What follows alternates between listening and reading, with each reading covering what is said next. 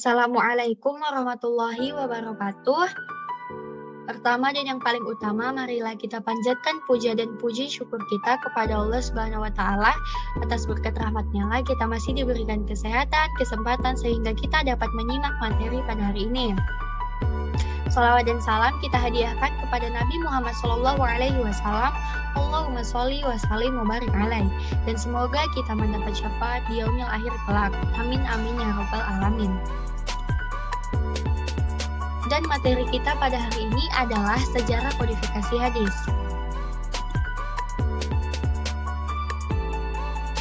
Sebelum itu, kami dari kelompok 4, yaitu Hilal Najmi Rizdana Torkis, Rasika Zahwa Syafitri, dan juga Wilma Feliza Sinaga akan menyampaikan materi pada hari ini. Materi kita tentang kodifikasi hadis pada masa Rasulullah, pada masa sahabat, dan juga pada masa tabi'in.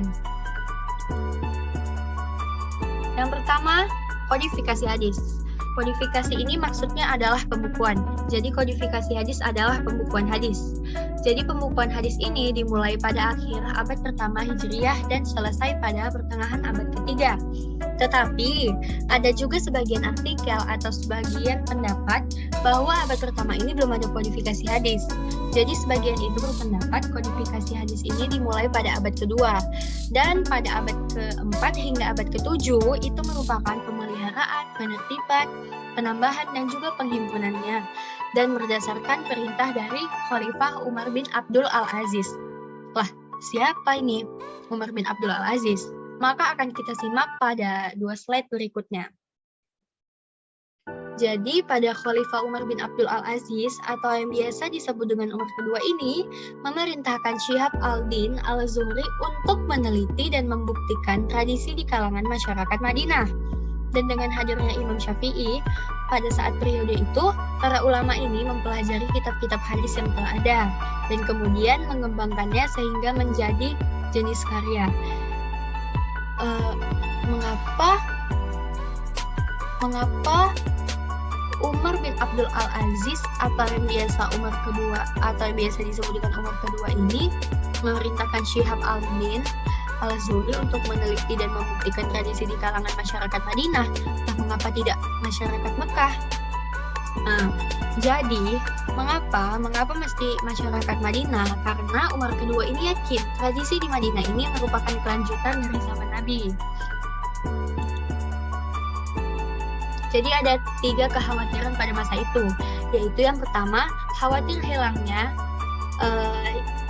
hadis dan dengan meninggalnya para ulama. Oleh karena itu, segera dilakukan pembukuan hadis sesuai dengan petunjuk sahabat yang langsung mendengarkan dari Nabi Muhammad SAW dan berdasarkan perbuatan-perbuatan Nabi. Lalu yang kedua, ditakutkan tercampurnya antara Al-Quran dan hadis, karena pada masa itu masih fokus dengan pembukuan Al-Quran dan hadis, dan juga masih fokus pada pembukuan Al-Quran, dan ditakutkan juga bercampurnya antara hadis sahih, hadis dhaif, dan hadis palsu. Dan yang ketiga, semakin meluasnya daerah kekuasaan Islam, maka akan lebih baik untuk menyebarluaskan hadis atau mengkodifikasi hadis. Lalu kemudian, ini adalah biografi Umar bin Abdul Al-Aziz, atau biasa yang disebut dengan Umar kedua. Jadi Umar kedua ini adalah tokoh pencetus pembukuan hadis yang lahir pada 2 November 682 Masehi. Beliau dari Bani Umayyah. Beliau menjabat sebagai khalifah pada umurnya ke-34 tahun, tepatnya pada 717 Masehi hingga 720 Masehi. Jadi beliau ini hanya menjabat sekitar 2 hingga 3 tahun saja, dikarenakan beliau memiliki penyakit dan akhirnya meninggal dunia pada tanggal 20 Rajab 101 Hijriah. Jadi Umar kedua ini adalah orang yang pertama menyerukan kepada semua ulama yang ada untuk mengumpulkan hadis-hadis yang masih berserakan. Jadi yang punya ide kodifikasi ini adalah Umar kedua atau Umar bin Abdul Al-Aziz.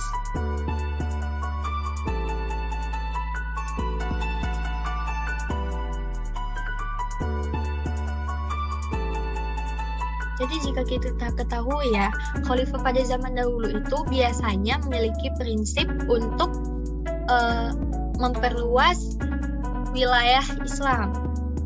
Tetapi pada Umar bin Abdul Al-Aziz atau Umar kedua ini, ia lebih memprioritaskan untuk memperbaiki dan meningkatkan negara di bawah Islam. Kemudian sejarah sunnah dan hadis pada masa Nabi. Jadi dulu itu pembukuan hadis itu, kodifikasi hadis itu bukanlah hal yang mudah. Ada banyak lika-liku, ada banyak perbedaan pendapat, dan juga ada pro kontra seputar penulisan hadis.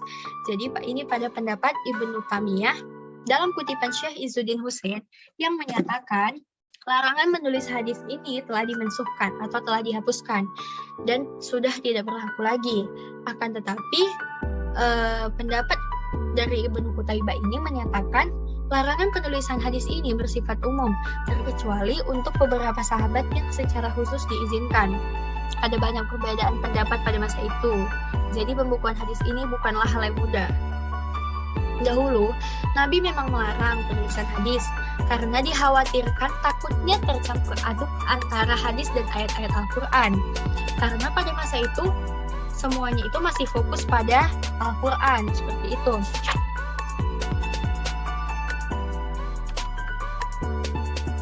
Masih fokus pada Al-Quran. Memang awalnya Nabi itu melarang para sahabat. Jadi ada dalam riwayat Abu Sa'id Al-Khudri, Nabi itu bersabda, artinya begini, janganlah kamu menulis sesuatu yang berasal daripadaku terkecuali Al-Quran, dan barang siapa yang telah menulis daripadaku selain Al-Quran, hendaklah ia menghapusnya. Itu adalah hadis riwayat Muslim. Lah kenapa? Kenapa Nabi melarang? Agar ayat Quran tadi tidak tercampur dengan catatan lain, itu tujuannya. Tapi ada kalanya dan ada masanya Nabi memerintahkan sahabat untuk menulis hadis-hadisnya. Karena di antara sahabat sudah ada yang pandai menulis dan ada juga yang daya ingatnya itu kurang. Jadi diperlukanlah dokumen tertulis yang jelas. Seperti itu. Jadi Nabi itu dulu menyampaikan hadis ini melalui 3 metode, yaitu lisan, tulisan, dan juga praktek. Lisan ini atau musyafalah, Nabi mengajarkan kepada sahabat atau menyampaikan kepada sahabat, dan kemudian sahabat itu menerapkannya atau menyampaikan atau mengaplikasikan ilmu tersebut. Kemudian tulisan, Nabi itu dulu mengirimkan delegasi khusus untuk menyampaikan pesan kepada para petinggi atau para penguasa yang ada di kawasan Timur Tengah. Dan surat-surat tersebut itu bisa dikategorikan sebagai penyampaian hadis secara tulisan. Lalu kemudian praktek, yaitu segala perilaku, ucapan, dan juga perbuatan dianggap sebagai hadis fi'li. Fi'li itu adalah kata kerja yang dalam bahasa Indonesia biasa kita sebut dengan predikat. Kemudian pada masa sahabat. Jadi pada masa sahabat ini kan, pada masa pertumbuhan atau daur al-nusyuh, pada masa ini sahabat ini masih fokus memelihara dan menyebarkan Al-Quran. Maka periwayatan hadis ini belum terlalu berkembang, dan ada 2 jalan sih memang, ada jalan lafzi dan juga maknawi. Jadi lafzi ini adalah periwayatan hadis yang matanya sama persis dengan periwayatan hadis yang diurutkan Nabi, dan hanya bisa dilakukan apabila mereka benar-benar hafal apa yang diucapkan Nabi. Lalu kemudian ada maknawi, yaitu periwayatan yang matanya tidak sama persis dengan apa yang didengar dari Nabi, tetapi maknanya tetap sama dan juga tidak ada perubahan sedikit pun.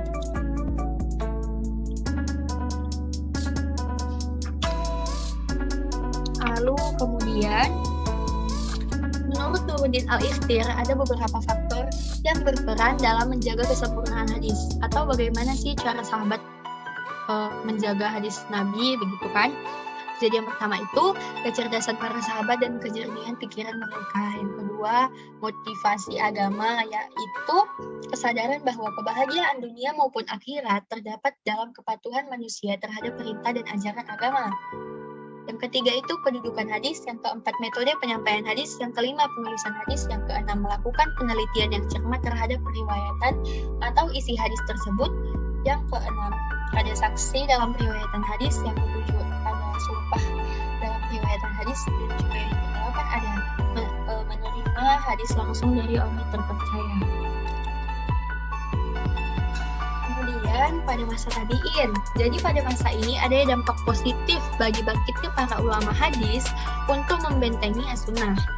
Sekalipun dalam batas persyaratan lisan dan belum terbukukan secara sempurna, tapi pada masa ini hadis itu sudah mulai digunakan secara maksimal.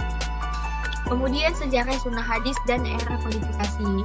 Yang pertama itu, Al-Quran sudah selesai dibukukan dan disebarluaskan. Yang kedua, wafatnya para perawi hadis dan dikhawatirkan hadis ini semakin lama semakin hilang. Lalu yang ketiga, daerah kekuasaan Islam ini sudah semakin luas. Jika tidak ada pembukuan hadis, maka tidak ada dokumen tertulis. Lalu yang keempat ini, dahulu kala itu maraknya kasus pemalsuan hadis.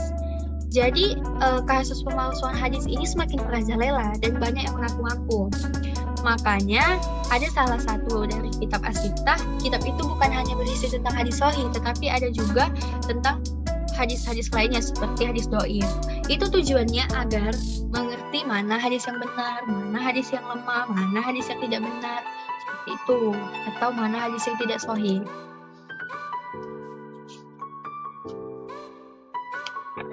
Kemudian kutub As-Sittah. Jadi kutub As-Sittah ini merupakan hadis yang paling terkenal di seluruh dunia. Hal ini dikarenakan kutub As-Sittah ini memiliki kualitas yang paling baik, yang paling bagus. Dan penulis kutub As-Sittah ini memiliki kepribadian dan kesehari-harian yang baik dan sudah terpercaya.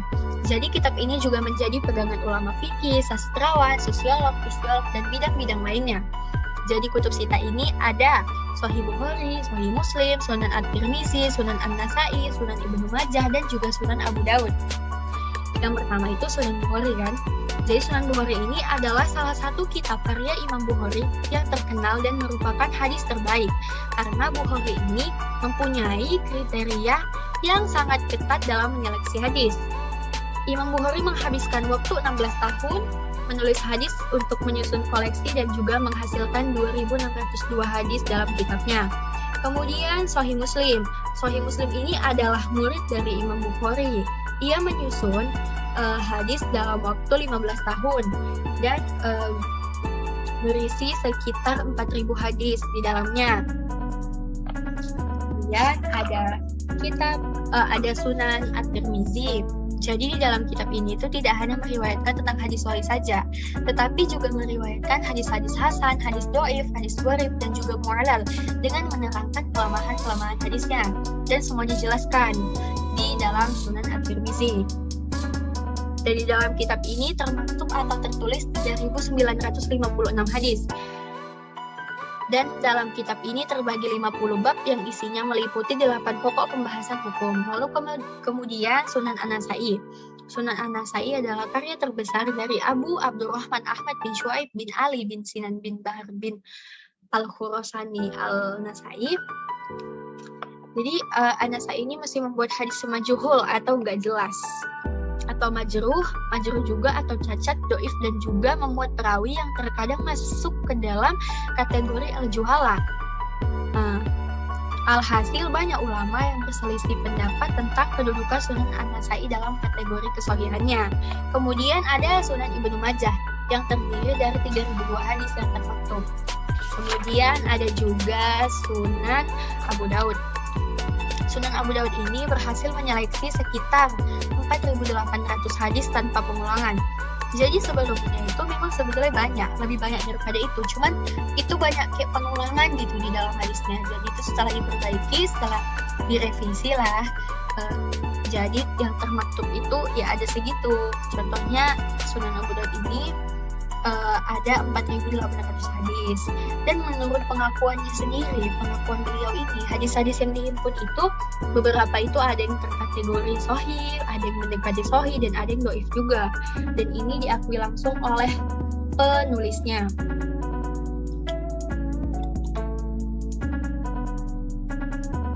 Lalu kenapa tadi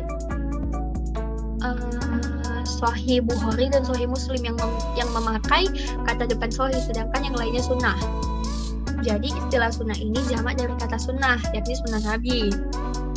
Jadi oleh karena itu dalam kitab sunan bukan hanya hadis sahih yang dikemukakan, tetapi ada juga hadis-hadis dhaif yang diberi catatan sepenuhnya oleh penulisnya, seperti itu. Dan kita sampai pada slide rangkuman, yaitu mungkin di sini tidak terlalu detail.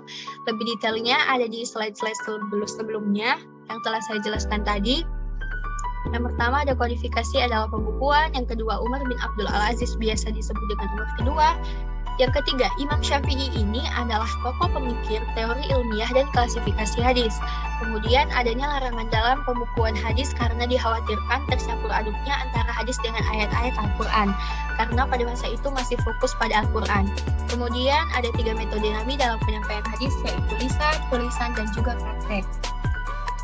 Lalu intisari, istinbat atau rangkuman selanjutnya. Jadi orang zaman dahulu itu memang kuat dalam hafalannya, tetapi ya ada juga, misal Nabi juga ada juga sahabat Nabi, di antara sahabat Nabi yang sudah pandai dalam menulis, dan ada juga yang daya ingatnya kurang. Jadi diperlukanlah dokumen tertulis yang jelas untuk nantinya akan disebarluaskan. Lalu kemudian ada juga banyak perbedaan pendapat pada masa pembukuan hadis ini. Lalu pada masa sahabat itu ada 2 jalan dalam pembukuan hadis, yaitu lafzi dan maknawi. Dan yang terakhir, kutub as-sittah itu Sahih Bukhari, Sahih Muslim, Sunan At-Tirmizi, Sunan An-Nasa'i, dan Sunan Abu Dawud. Sunan At-Tirmizi, Sunan An-Nasa'i, Sunan Ibnu Majah, Sunan Ibnu Majah, dan juga Sunan Abu Dawud. Sekian dari kami, maafkan kami jika terdapat kesalahan dalam penyampaian, dalam materi. Kami mohon maaf, dan kami perkenankan untuk saudara dan saudari memberikan pertanyaan. Terima kasih atas waktunya. Mungkin ini saja materi hari ini yang dapat kami sampaikan. Wabillahi taufiq wal hidayah. Wassalamualaikum warahmatullahi wabarakatuh.